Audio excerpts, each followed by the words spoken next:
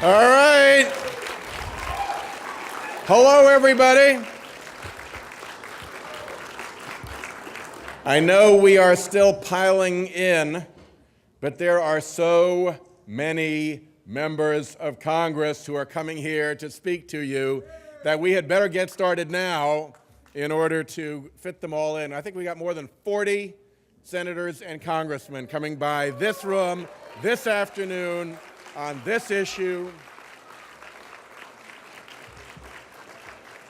So thank you for being here. I think we all feel the same thing, which is this is an issue that is at a tipping point right now.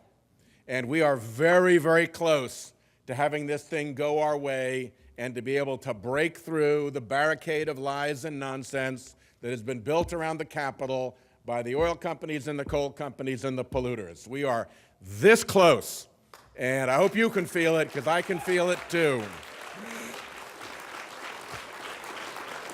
And I want to make sure for those who came in recently, if you haven't set your alarm yet on your device, 5 o'clock, set it for 5. I want those wake-up climate alarms going off. And I want to say you're going to see a fair amount of gray hair up here.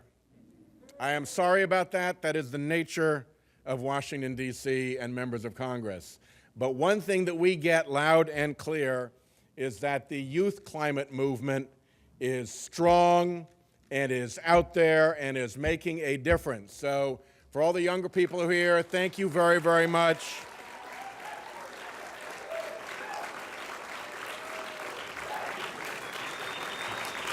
When we did our climate all-nighter here in the Senate, 30 senators up all night on climate, Syracuse University also did an up for climate justice all-nighter. So good to see the university folks in action. The student-led fossil-free Stanford campaign got Stanford University with its $18.7 billion endowment divested from coal.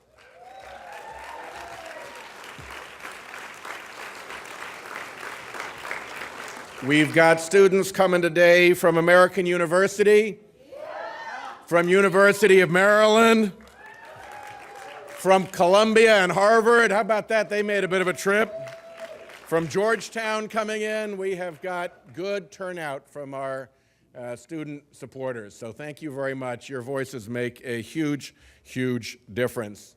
And my favorite young people's group on climate change is young Republicans.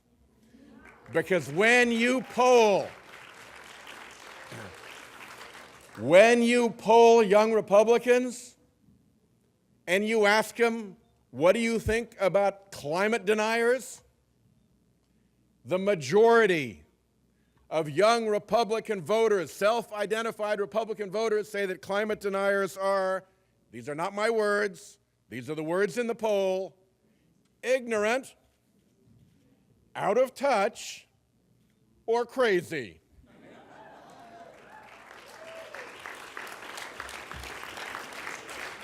So when I say that we are at a tipping point, when we are close to winning this thing, let me tell you, the denier castle is built on sand when the party that is fighting to deny has its own young members believing by a majority that that position is ignorant, out of touch, or crazy. So we have a great opportunity here, and we have a great leader in the Senate who I want to hand it off to. She is my chairman. She's the chairman of the Environment and Public Works Committee. She has been fighting on this issue for climate, for California, for years and years. If we all could just match what California has already done, we'd be pretty much there on what we needed to do on climate. So without further ado, let me call up Chairman of the Senate Environment and Public Works Committee, Barbara Boxer. Woo!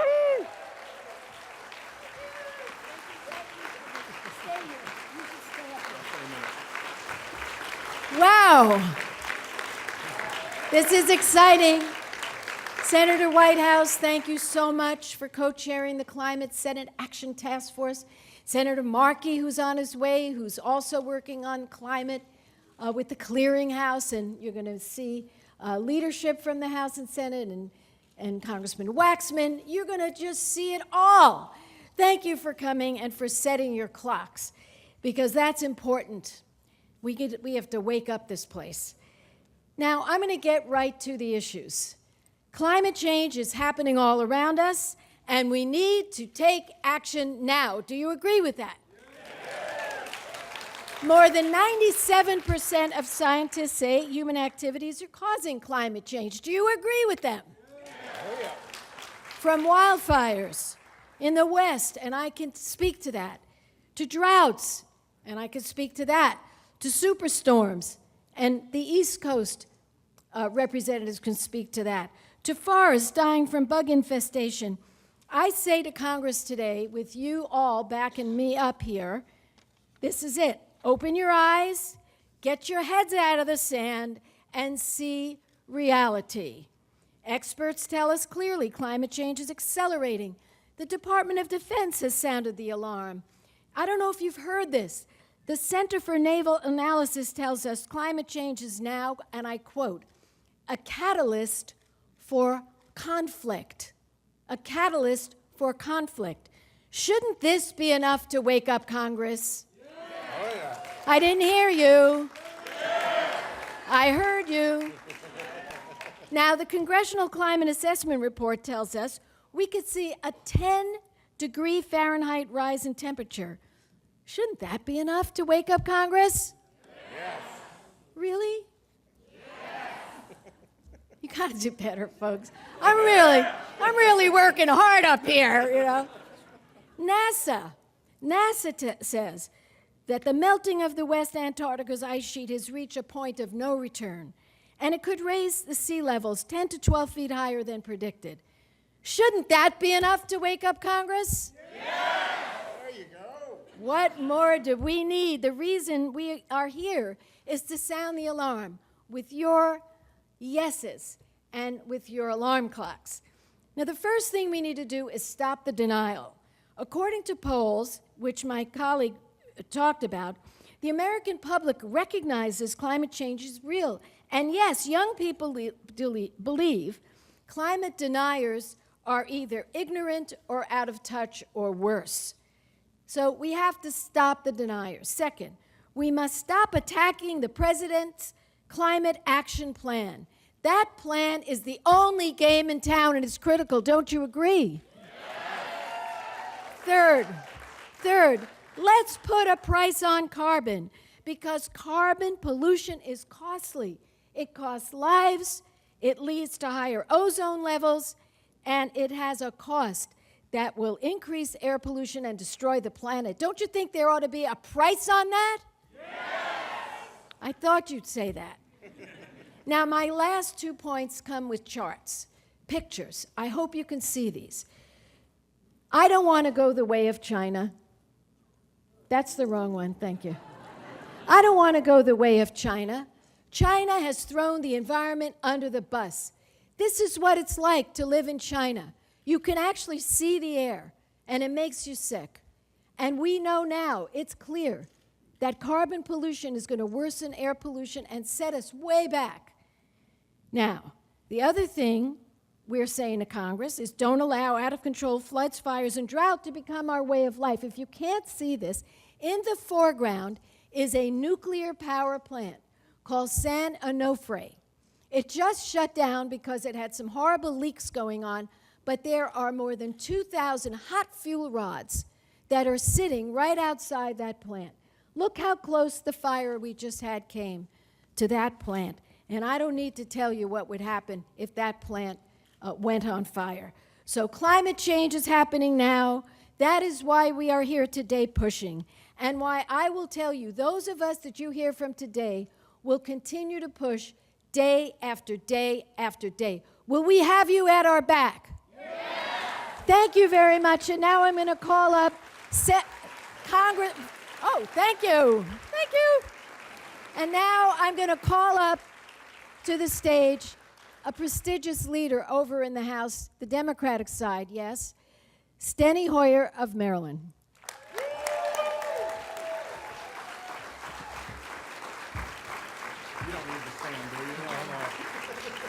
I just love it when the senator introduces a House leader as prestigious. Fired up? Yeah. What we don't want is our globe fired up. That's right. We want to be fired up so that it will not be fired up. Ed Markey and I were just talking 1970. Remember what happened in 1970? We had an Earth Day, the first Earth Day. And in that day, we focused on making sure that mankind treated the extraordinary asset that it had been given, the land, the water, and the air we know as, Jerry Brown said, that small spaceship Earth, whose environment is fragile. And God has given us the responsibility to keep it intact.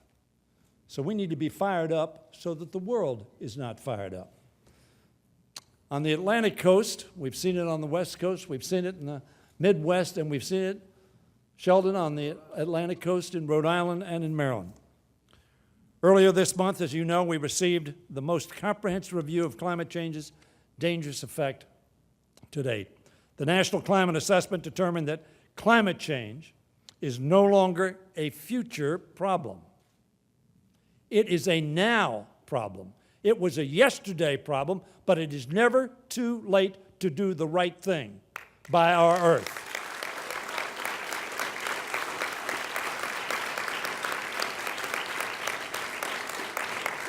Families and businesses are feeling the financial and health impacts as well. Barbara, Senator Boxer, showed that picture. Asthma. I have asthma. But when I got asthma, there was only a fraction of young people that had asthma. Now it is rampant. Only by addressing climate change in concerted ways, reducing carbon emissions through more sustainable energy policies and conservation, by helping communities become more resilient, can we slow its effects. I will continue to work with my colleagues in both chambers to address climate change in a responsible way and push Congress to wake up to its responsibilities.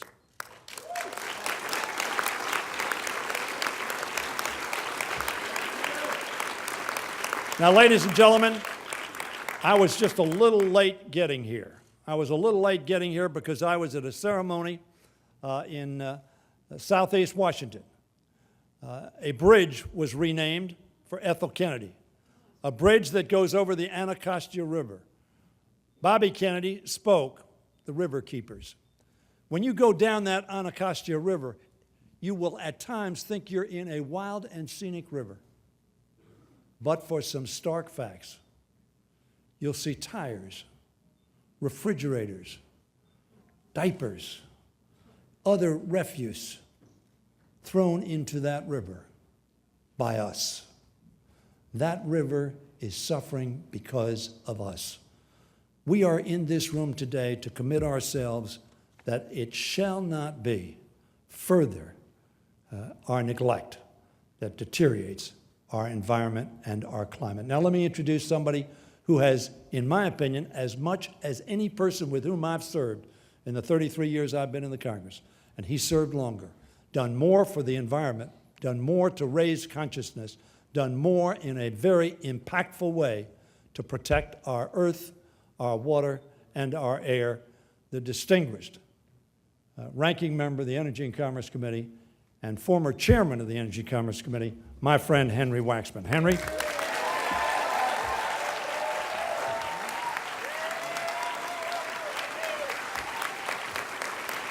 Thank you very much. Thank you. Thank you very much.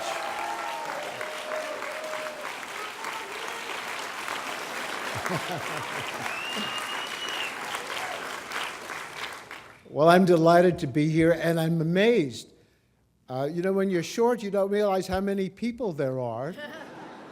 But luckily, I get to stand on the Barbara Boxer box. And whenever I'm with Barbara Boxer and she's got her box, it's an uplifting experience for me. Senator Whitehouse, members of the Senate, the House, and all of you, we're here because our country and our world is at a crossroads. The scientists tell us it's unequivocal that there is climate change taking place, that we're seeing this more intense storms and droughts and all these calamities in every part of our country, and every industry is being affected by it. And unless we do something to stop the greenhouse gases that we're spewing into the air, we're taking a huge risk on the only atmosphere that we have. So we're at a crossroads. Do we do something about this? Or do we follow the path that we see in the Congress of the United States on the House side, where we don't have such great leaders like Sheldon Whitehouse and Barbara Boxer? They want to put their heads in the sand. They don't want to acknowledge the science. They don't want to do anything. Every time they criticize what President Obama wants to do, I said, if you don't like that, what do you propose? And they have nothing to propose because they don't want to deal with this issue. Well, we're here today to say it's time to wake up. It's time for us to deal with this problem. We cannot afford to push it off. We cannot afford it because we will reach a tipping point where it may be too late. And not only will we lose this atmosphere that we share, but we as a nation will lose the economic opportunities that dealing with climate change will bring us. So I come to you to stand on Barbara Boxer's box and stand with all of you to say it's time to act. And now, after you applaud me,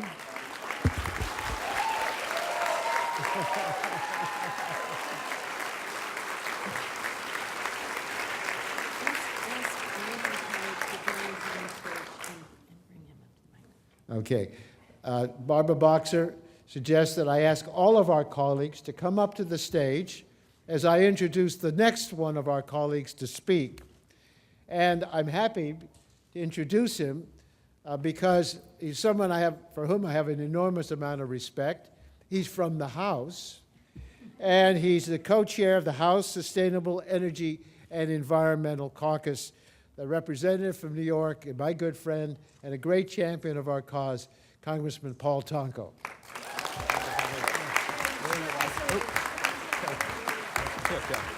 Thank you, Congressman.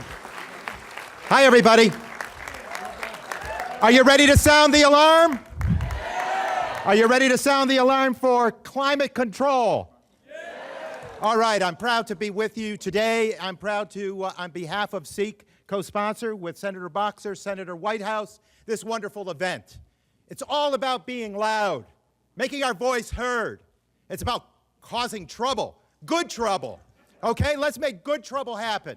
SEEK was organized in 2009. It was brought together by a number of people who came to the table over several issues, including climate change. We knew the sense of urgency, as you do.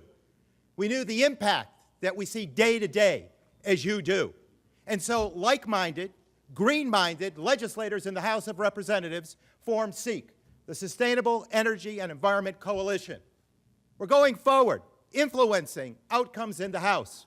We understand the impact that climate change has on our economy.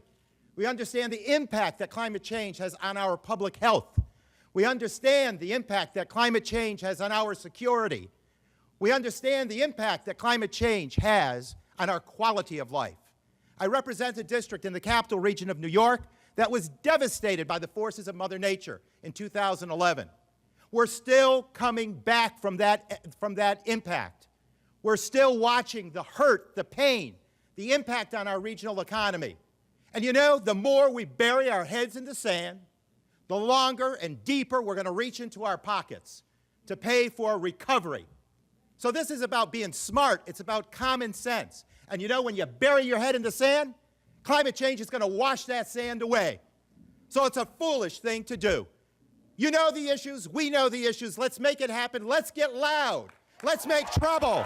Let's make trouble. Let's sound the alarm. Let's make it happen. I'm introducing Senator Markey. Oh, okay. Oh, I know you can't see me, but you can hear me. You're next, and you're after that. So we're doing our little coding here. So when Ed Markey ran for the Senate, I was out of my mind with joy because I had begged him to do it, and I said, we need your voice on so many issues. Henry's got you covered over in the House. We need more voices. And he made it here. And for those of you who have followed Ed's career, you don't have to be told what a leader he is on the environment, people's safety, clean air, clean water, and all the rest. Will you give the warmest of welcomes to the great Senator Ed Markey of Massachusetts? Thank you. So thank you, Barbara, so much. We broke up Waxman and Markey, so one in the House, one in the Senate, so that we can just continue this effort to save the planet.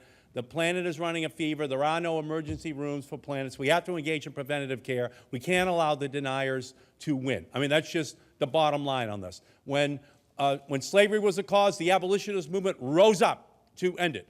When women could not vote, the suffragette movement rose up to change the laws. When African Americans could not vote in the South, the Freedom Riders went south in order to ensure that the Voting Rights Act would pass. And now you are the green generation. You are going to make sure that we pass the laws in this Congress, rising up to change our country.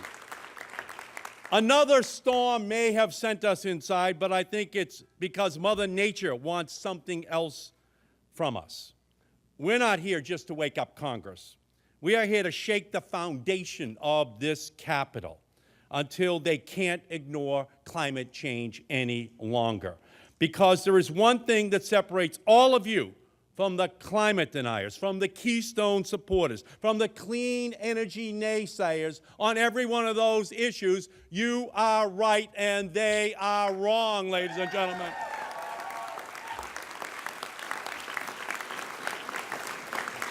The science proves there is a danger. The economics proves that there are solutions. And today, you are proving that the people want action. Are you ready to wake up Congress to the rising seas at our doorsteps? Yes. Are you ready to wake up Congress to the wildfires burning our country? Yes. Are you ready to wake up Congress to the clean energy revolution to create millions of jobs for workers in this country? And after Congress has finally opened its eyes to climate change, are you ready to show them that we won't ever let this institution go back to sleep again?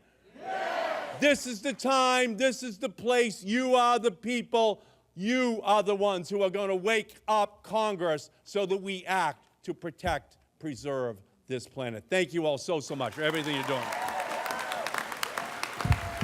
And now, the great senator from the state of California, Dianne Feinstein. And set your clocks. Thank you. Thank you. Thank you very much, Sheldon, my friend and colleague, Barbara Boxer. Thank you for your leadership. Ladies and gentlemen, I'm going to ask you to do more than just hoop and jump. I think we're destroying our planet. I think it's going to come much sooner than we think. Science is now saying that the seas are going to rise up to 4 feet by the end of this century, and that's devastating. It's estimated by everything I've read and everything I've studied that if we can't control warming to 2 degrees, and it goes the way it looks like it's going, to 4 to 9 degrees, it is catastrophic. If we control it at 2 degrees, we have a chance to deal with it. But we destroy the ecosystems, we acidify the oceans, we create devastation. And I'll tell you what surprises me. I have a school in San Francisco, and I went in the class, and I tried to talk to young people. And I said, well, where do you think water comes from? Oh, the faucet. That is something that's out there. And you know what's happening. So if you know, you have an obligation to do something about it. We have had, in the 22 years Barbara and I have been in the Senate, 3 bills, I think, on the floor. They've gotten under 40 votes. What you have to do is go out vote to vote in the House, in the Senate, and have your facts and convince people that the science is right. The science has now come together. Sure, there are outliers, but the fact of the matter, it's come together. And the latest, which has kind of blown my mind, is with the Antarctic, because that ice shelf is melting, not from above, but from below, because the ocean has gotten warmer and is melting that ice shelf, and that's going to precipitate a rise of the seas of anything from 4 to 12 feet in the coming millenniums. Now, we're only here for an instant in time, but we leave children, and we leave grandchildren, and they get married, and they have children, and they have grandchildren, and then it's bingo. It's too late to do something.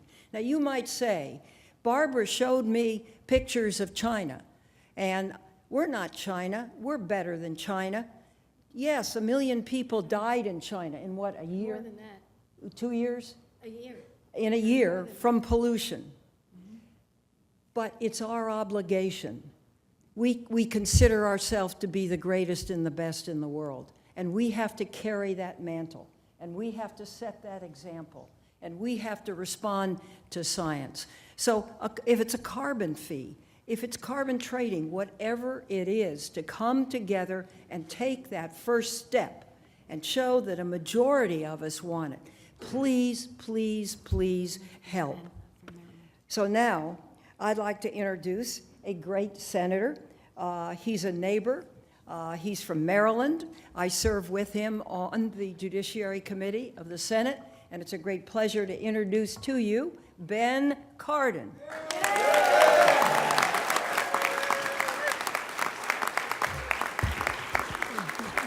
Do we have Marylanders that are in the House? That's what I want to. Marylanders understand that we have to wake up, shake up, move this Congress to action now, right? Marylanders understand that 70% of the people that live in Maryland live in the coastal regions. Their very existence depend upon Congress moving and acting on climate change. The time is now. We've got to act now. Marylanders understand how important the Chesapeake Bay is to our way of life. And they understand that it's not just the crab crop, and it is the crab crop that is dying out because of climate change, but they also understand it's dead zones because of climate change, that we have to act. They also understand that rising sea level. If you live on Smith Island, you know your island is disappearing during your lifetime. Congress needs to act. But here's the good news. Here's the good news. By acting and doing what's right for climate change, we also help make America more secure. It's in our security interest. If we act on climate change, we are also helping create more good-paying jobs for people in this country. If we act on climate change, we're helping our environment and we're helping future generations. Wake up, Congress! This brings us together as a country. This brings us together for our children and our grandchildren. It's their future. This is that serious. That's why we're all here together, to make sure that Congress understands that the American people want action, and they want action now.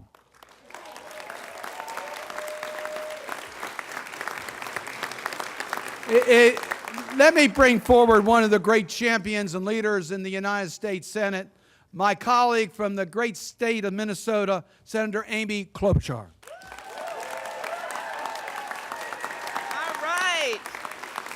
Okay, now we have heard from California and we have heard from Maryland. Are you ready to hear from the Midwest? Okay, who is here from the Midwest or knows someone from the Midwest? All right. Excellent, excellent. Because you know what? My friends back in Minnesota, they are setting their alarm clocks, right? For 5 o'clock, and they're setting them loud. Have you set those alarm clocks loud and ready to go at 5 o'clock? Okay, now let me tell you, when I started working on this issue about 10 years ago, the only people that would bring it up to me truthfully were about 10-year-old kids that would come up to me because they read about it in school, and they would always have little penguin buttons on or little penguin signs on. You know what? Those 10-year-old kids, now they're 20 and they vote. And I am a former prosecutor. I'm a former prosecutor. And when you're a prosecutor, you have to believe in evidence, right? You can't live in an evidence-free zone. And that is why when you look at the evidence here, and you look at what's been going on, and in the report that recently came out from all of our defense agencies and our State Department, our Energy Department, what they made clear in this report is that the impacts of climate change are not just on the East and West Coast, they're right in the heartland of the country. And the picture that that report paints is grim. Reducing our water supply, extreme rainfall that could damage our infrastructure. We've already seen some of that in places like Duluth, Minnesota. Decrease in agriculture, the list goes on and on and on, extreme weather. So I want all of you out there who know people in the Midwest to remind them, this is not just about the ocean. This is about every state in the country. So we have a lot dealing on this, and I'm writing on this, and I believe that this is truly the test of our generation, right? Congressman Markey went through all the other generations in their tests. This is the test of our generation. We cannot ignore the evidence. We have to wake up, right? We have to take action, and we have to turn the corner on climate change, and we need you to help us do it now. So,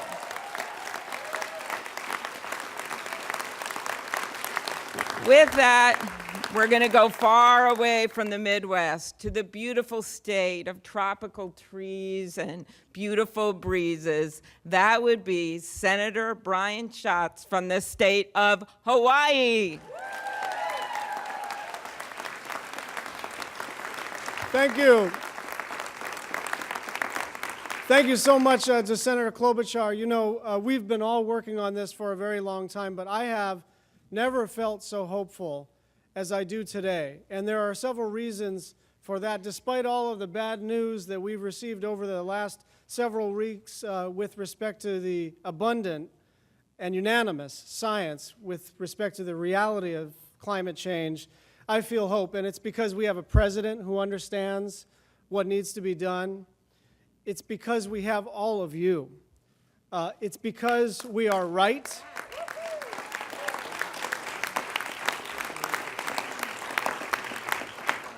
It's because we are right, because we have no time, and because, you know, several weeks ago, and hopefully some of you caught it on the internet and on C-SPAN, 31 United States senators took to the floor, held the floor for 15 hours to talk about the impacts of climate change.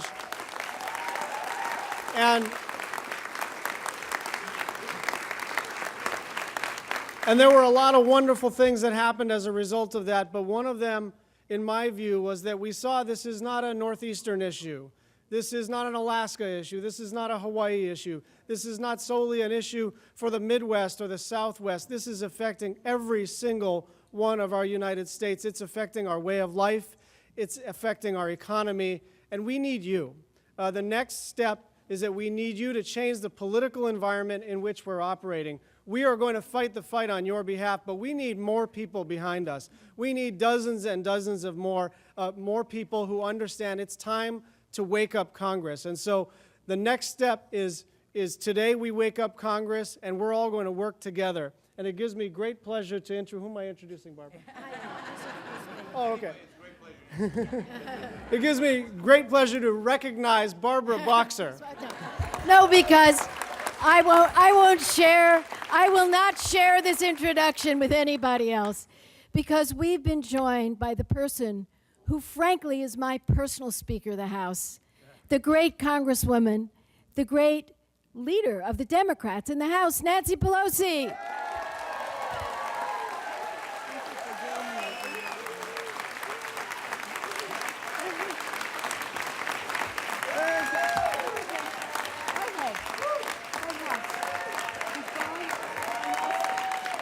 Wow. In front and behind all of these great leaders, thank you, Chairwoman Barbara Boxer, Chairman White House, for your great leadership to bring us together today. Time to wake up Congress. I'm going to focus on the word time. First, let me say I'm so honored to be here with all of you, to see your enthusiasm, to catch your spark, to renew our energy on this subject, to be here with these great leaders in the House and in the Senate who have made saving our planet a priority. To Senator Boxer, who's been working on this issue for decades, really a visionary, long ago viewing this as a challenge to our generation. Senator Whitehouse, thank you so much for having I know you have many more plans for all of us, but thank you for what you're doing to bring us together today. Time. It's about time. It's about time for us to wake up Congress. It's about the time that we have lost because of opportunities that have been missed in the past several years, because there have been those in the Congress of the United States who did not respect science. What we're talking about here is evidence-based. They reject the science. They say that you have to have faith or you have science. You have to take your choice. You can't have both. We say science is an answer to our prayers. It's the time when the head of the United Nations came to my office and he said, and this was in '09, he said, and Ed Markey can attest to this because he was in the room, he said, you must pass the Waxman-Markey bill now, because if we do not act immediately by 2012, it will be too late. Well, let's hope it isn't too late, because hopefully technology has picked up a faster pace. But again, all about time. So I thank all of you, because this is, and you hear people say this about subjects, this is a challenge to our generation. Now, I see several generations in the room, but all of the time that we share together on this planet. And this is something that brings people together who respect evidence, who respect science, who respect the facts. And we were putting together Waxman-Markey. We had at the same table concerned scientists and evangelicals. The scientists for obvious reasons, the evangelicals because they believed, as I do, that this is God's creation and we have a moral responsibility to preserve it. And even if you don't share that faithful view, we all know that we have a responsibility to future generations to preserve the planet. Scientists, evangelicals, people of faith, people of science, labor, environmentalists, business community, working people, everybody coming together to understand, military leaders, that this is about the safety of our country. It's a national security issue.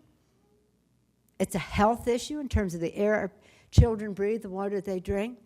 It's an economic issue for us to be number one in innovation in terms of the green technologies. And again, it is a moral issue. So thank you. And I know we're going to have alarms going off at 5 o'clock. Maybe they keep on ringing until it drills down into people's mind that we have this moment. We have a decision to make. The evidence is clear. The recent report that came forth in our own country, not an international study, which some might poo-poo because it's international. You know how it is around here. Our own study. And we in that committee, we went underneath the in Greenland. We saw the melting of the glaciers in Alaska. It goes on and on. What more do they need to see? What more do they need to know? We're not even asking them to be visionaries to see into the future. We want to let them know what is self-evident. And so now it is my great pleasure, and I'm so happy to do this because he's such a champion on this issue. But let me thank all of you. Let me make a commitment to you that we're not going to waste 1 second, that we're going to use every moment to present the science, to show the enthusiasm, to not to take no for an answer. Are you all ready for that? I thought so. I thought so. So now, as I have been doing for decades, I'm taking orders from Barbara Boxer. You understand that, don't you, gentlemen?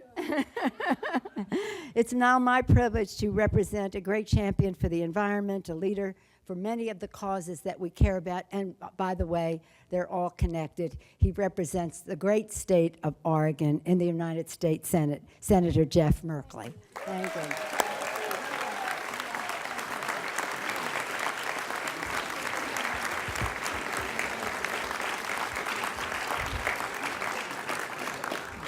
Are you ready? Yeah. Are you ready to say no to the Keystone Pipeline? Yeah. Are you ready to say no to coal trains and coal ports? Yeah. Are you ready to tell Congress to get their head out of the tar sands? Yeah. Absolutely. We must be able to do these things, because if we don't leave 4/5 of the fossil fuels that are in the ground, then our planet is in deep, deep trouble. Now, out in Oregon, we have evidence everywhere, because carbon pollution is killing things. It's killing our trees because the pine beetles are not dying off in the cold snaps. And it's killing the trout in our streams because the streams are warmer and smaller in summer because there's no snowpack.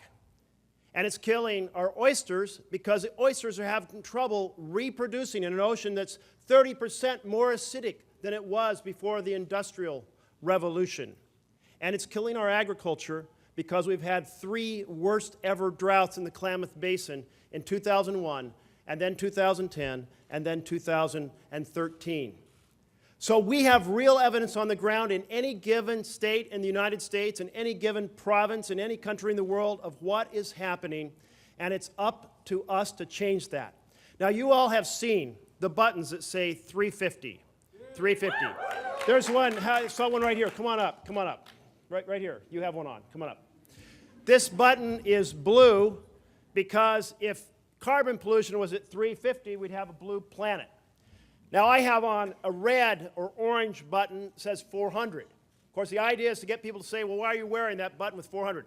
Well, at carbon pollution at 400, the planet is not so healthy and green-blue, and it's too hot. And as Senator Markey said, our planet has a fever. This is not acceptable. This is not, and where are we right now? We're at or just slightly above 400 parts per million carbon pollution. So we must together change that and not only stop the acceleration, but we must reduce back to this much more reasonable level. So that is a huge, huge challenge that we have. So together, can we do it? Yes. Together, will we do it? Yes. Together, will we wake up Congress? Yes. Thank you. Thank you. Okay.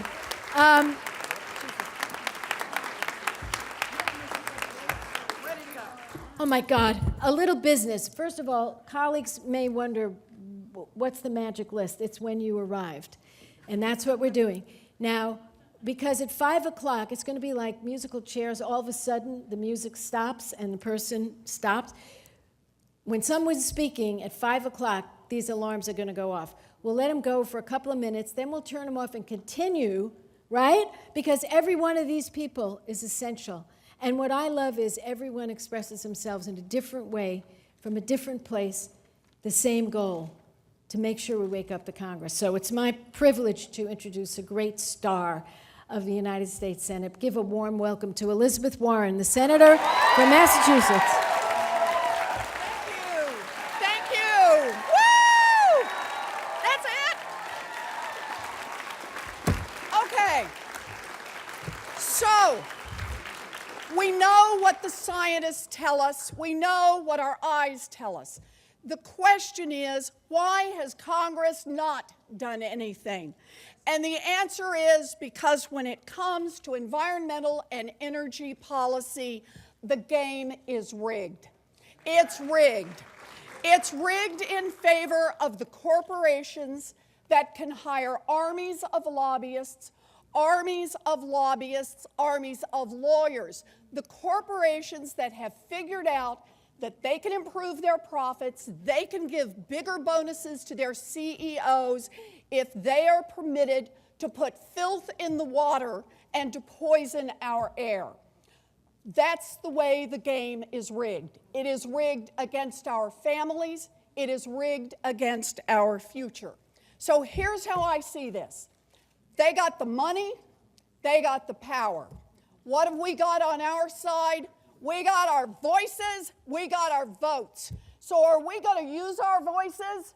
Yes. I can't hear you. Are we going to use our voices? Yes. That's what I want to hear, because it is when we use our voices, when we are loud, that's when we wake up Congress. So one more time, are we ready to fight this fight, to use our voices and to use our votes? Yes. All right.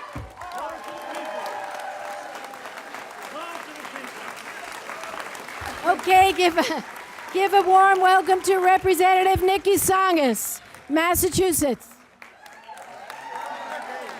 Thank you. How great it is to come from a state that elected the great Senator Elizabeth Warren, and to be in a room with so many passionate believers in climate change. This is an issue that my family has taken deeply to heart over many years, and it is a great tragedy that we are still talking here, trying to convince the broader public that this is a reality.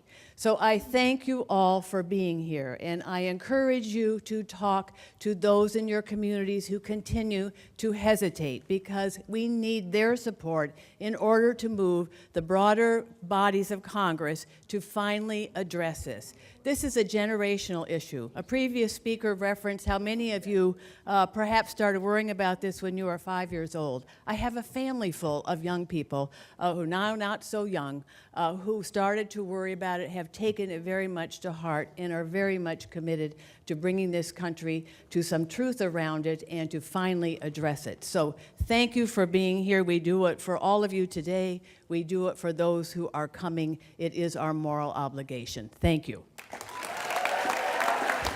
Okay, we're moving because we have to hurry. So I'm going to ask all the senators who are left on the stage to come in, and they have committed to do something they never do, and I don't either, talk for only 1 minute. So I'm going to ask all the senators who haven't spoken to line up over here. If you'd rather wait and talk longer later, that's fine. Okay, you better do it because Sheldon and I have the hook. So let's start off with the great Debbie Stabenow of Michigan. All right. Okay. Thank you for being here. I'm here as chair of the Agriculture, Nutrition, and Forestry Committee. And I want to tell you that when we did a severe weather hearing last year, it was very clear. We've always had storms, but they're tougher, they're more severe, they're longer, they're more intense, they're more unpredictable than ever before, and it's affecting our food supply. We had our cherries in Michigan wiped out a year ago. When it warmed up, then it froze again. We had tens of thousands of cattle in South Dakota that literally froze in the ground, froze when the storms came almost overnight. It's affecting our food supply, it's affecting our future, and I will just say that as the person who fought to make sure that for the first time we had a farm bill that was supported by the Union of Concerned Scientists, 300 different environmental and conservation groups, a bill that put more money into conservation than the commodity title, we've got to keep this going. The great Senator from Connecticut, Chris Murphy. Thank you, Debbie. Thank you, Debbie. So I know this is an intergenerational audience, but I love the fact there's so many young people out there today. And as the youngest member of the Senate, I know that in the words of Elizabeth Warren's neighbors, young people are wicked smart. And so that's why 97% of people under 35 in this country believe in climate science. And that's the reason why it's going to be you that's going to do the most important thing here. This is my one challenge to you. The way that you make Congress wake up is to make sure that the people who vote for Congress wake up. The way that we change Congress's mind is by deselecting members of Congress who believe the wrong thing. And so every young person here knows somebody in that 3%, and you certainly know people that are older than you that don't believe the things that we believe. So your mission here to wake up Congress is not just to call your senator and your representative, but go out and find 3, 4 people that you know. Change their mind. Make sure that when they go to the polling booth, that the number one issue that they vote on is whether or not Congress has woken up. Let me introduce to you my great friend, a great champion for climate from Delaware, Tom Carper. Thank you, Chris. Now for the audience participation part of the program. Are you ready? Let me hear you say Pete Townsend. Let me hear you say Roger Daltrey. Let me hear you say talking about my generation. All right, let's talk about it. My boys are 24 and 25. I don't know how old you guys are, but I'm concerned about their generation. Not just about my generation, but about theirs. There's a beach in Delaware called Prime Hook. 50, 60 years ago, there was a concrete embankment, a concrete structure that sat 500 feet west of the dune lines, 500 feet west of the dune lines at Prime Hook Beach. Today, it's underwater in the Delaware Bay. Just south of there is Lewis Beach, where the first Dutch came ashore to Delaware. If this climate change thing is for real, I think it is, Lewis Beach will be underwater. Let me hear you say underwater. Just south of there is Rehoboth Beach, one of the 5-star beaches in America. And if this climate thing is for real, Rehoboth Beach will be underwater. Right just south of there is another 5-star beach. It's called Dewey Beach. Say Dewey Beach. Dewey. Way of life. Way of life. Go ahead and say it. That's our brand. Dewey Beach, way of life. No. Listen to this. If this climate thing is for real, underwater. Save Delaware. Save America. Keep us above water. Now, come on. Keep us above water. All right, here we go. And now a great introduction to a woman who knows all about staying above water. Tammy Baldwin, Wisconsin. There she is.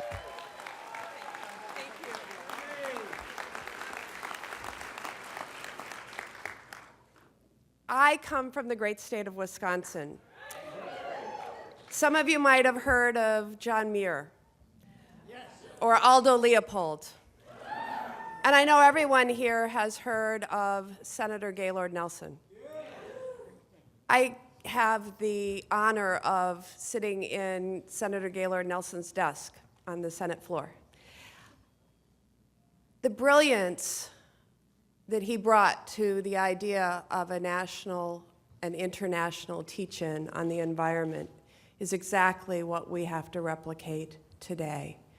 You know, he walked around the Senate and talked to his colleagues about protecting our air, our landscapes, our water. And they kind of patted him on the back and said, oh, we have important things to do. After that first Earth Day, with 21 million participants, everything changed. And everything is going to change now as we sound the alarm. So in the tradition of those great visionaries from the state of Wisconsin, we all must carry on that tradition. Thank you for sounding the alarm. Okay, wait a minute. We have one more minute. Representatives James Moran, Barbara Lee, Lois Frankel, Scott Peters, and John Sarbanes. Will you line up here? And if the buzzer buzzes, if you can wait, we'll turn it off in 3 minutes, and then you can continue. Go. Well, we'll try to do this, and it's tough to find anything that hasn't been said. But, you know, we've got the defense authorization bill on the floor. We're in recess right now in the House. As soon as we go back, First Amendment says that the Defense Department can't use any study on their decisions that conclude that climate change and global warming is real. And the reason for that is the Center for Naval Analysis just concluded that it's a force multiplier for our enemies, for our threat. And the reality is 128 naval bases are going to be underwater. You ain't got to do something now. Let's do something right now at 5 o'clock. Let's ring the bell. Thank you. Sound the alarm. Yeah. All right. You know, it's good. Make it louder. Go. Let's listen. Let's listen. Shh, shh, shh, shh.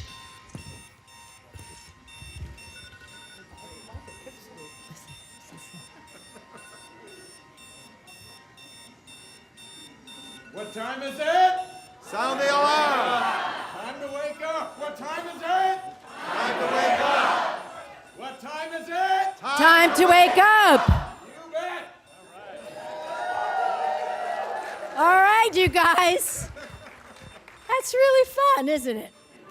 So let's get back to our speakers. We have Barbara Lee, Lois Frankel, we have Scott Peters, and I think I said John Sarbanes. Is that right, John? Yep. And Chris Van Hollen had to leave, and Al Franken had to leave, but there's something going on here. Unplug the darn thing. Thank you. All right, so my friends from the House, please come forward. If you need the box, feel free to say. Thank you, Senator Boxer. Thank you, Leader Pelosi. Thank all of you for sounding the alarm. Sounding the alarm. Sounding the alarm. It is time to act. This is an emergency. This is an emergency. Our planet is at risk. And let me just say how happy I am to be with you, to see so many young people here. Because not only do you care about today, right now, you care about future generations. You care about protecting our planet. And I'm telling you, people in communities of color, in the African American, Latino, and Asia Pacific community, we get it. We understand the impact of climate change, toxic dump site, greenhouse gas emissions. We understand how these lead to higher rates of asthma and diseases. For many, many years, communities of color have been strong environmentalists.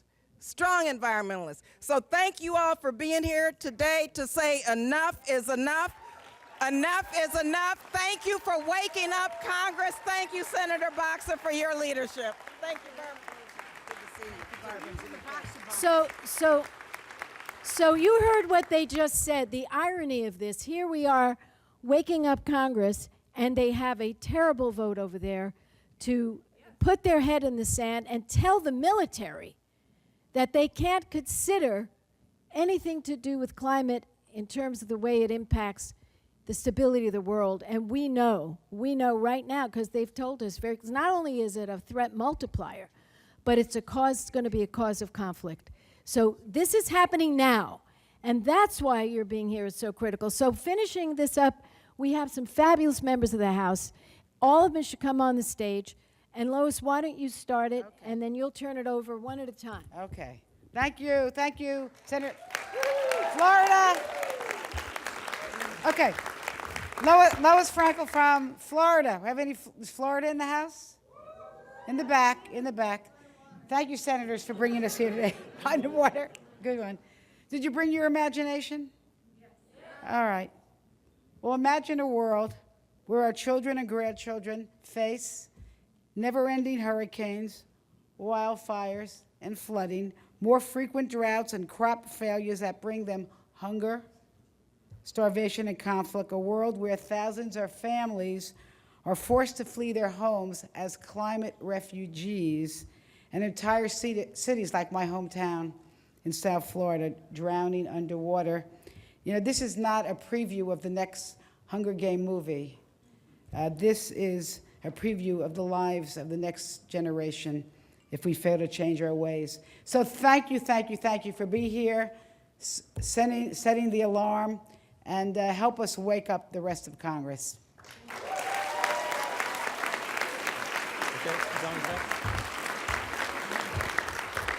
Hey everyone, I just got to say how friendly and nice it is to be over on this side. It's not as friendly on the other side. What's that all about? So I'm Scott Peters. I'm from San Diego, California. We're all right, see? It's from Senator Boxer. We face sea level rise. We face droughts. We've had an extended drought for a long time now.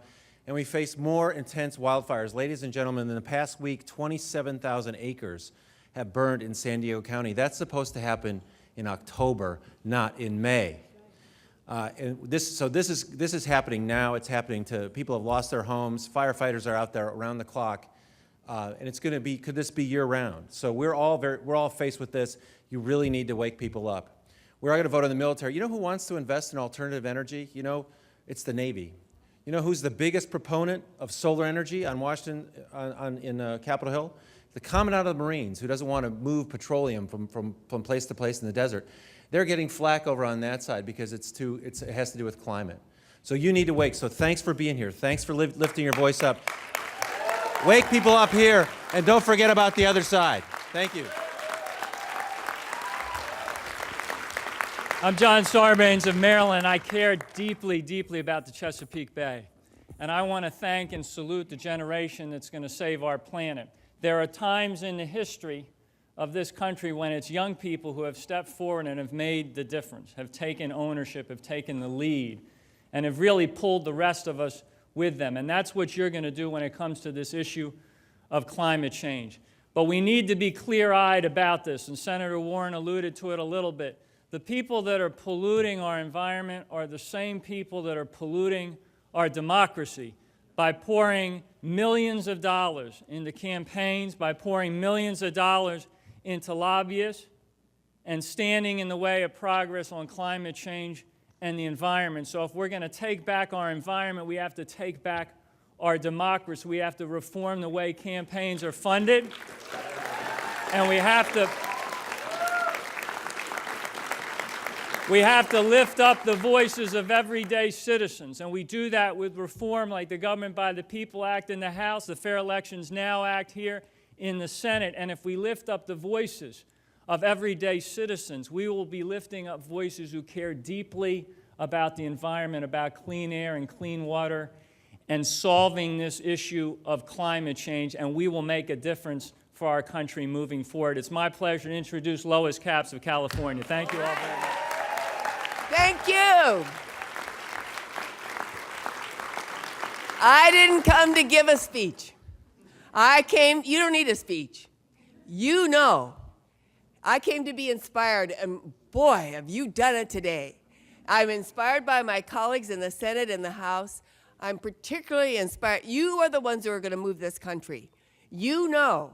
You don't need a public health nurse like me to tell you that we have asthma on the increase, that my part of California is burning, forest fires year-round now, that this is the most serious health issue of our time, economic issue of our time, and climate change is real. We still have naysayers here on Capitol Hill. So you are going to prove and make a difference to us. I am so impressed and inspired to be with you here, to be with my colleagues.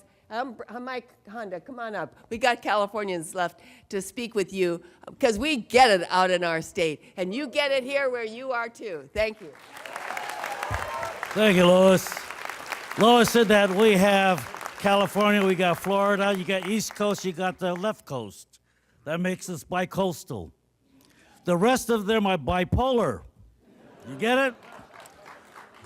I come from the 60s. We used to say each one, teach one, each one, reach one. It still works, right? Right? All right, then. We got each one, teach one, and each one, reach one. There's another saying we said in the 60s. What was that? Power to the people, power to... What did we say in the 60s? Power to the people. That's the kind of power we're going to need to change the direction of this world. And we're going to have to do it not only for yourselves, for my grandkids. And time is a currency that we cannot put aside and save, withdraw later. Time is running out. So let's move forward and get this thing done. Thank you, Barbara, for doing all this. And let me bring up Jerry McNerney. Oh, Jerry.